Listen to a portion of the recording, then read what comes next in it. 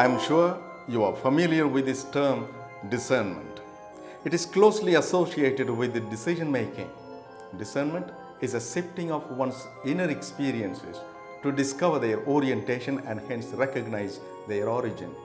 Since the discernment depends on the inner motion or movement of the spirits, it is known as discernment of the spirits. St. Ignatius of Loyola in his letters specially talks about the discernment which we normally make in our day-to-day life in order to choose better or more good, be it places, persons, things, time, and so on. Father Joseph Allen Tetlow of the Society of Jesus also reiterates the importance of this sort of discernment in our daily life. The second type of discernment, according to St. Ignatius of Loyola, deals with the major decision-making process in life, like election. That is to say, choosing a way of life, standing for a value system, etc. It is very essential that the second type of discernment is done in a prayerful climate. In his spiritual exercises, St. Ignatius has given due importance to discernment. There are certain preconditions for discernment.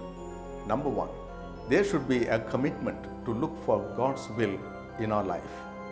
Number two, either faith in a God who is loving, self-revealing, concerned about us and our world, or trust in the values of love, justice, and peace is another requirement for discernment. Number three, a relationship with God through qualitative and consistent prayer is absolutely necessary.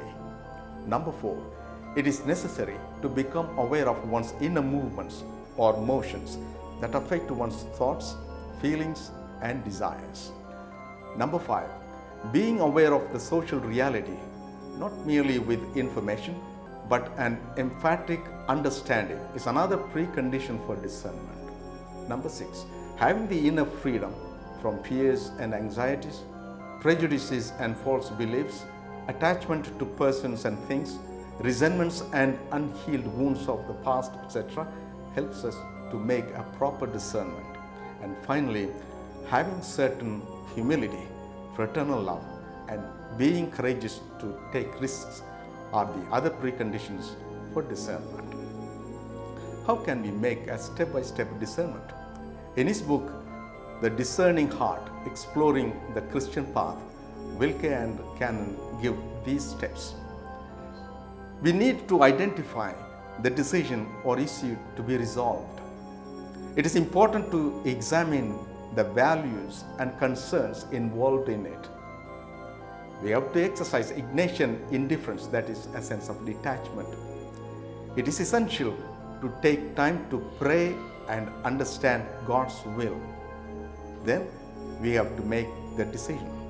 We must discuss the decision with someone we trust. We can dialogue with those who will be affected by the decision, and finally, we can live out the decision with courage, hope, and trust. So, dear friends, it is an invitation for us to search for and find the will of God in our life through discernment, having the preconditions. May God bless us all through the intercession of St. Ignatius of Loyola.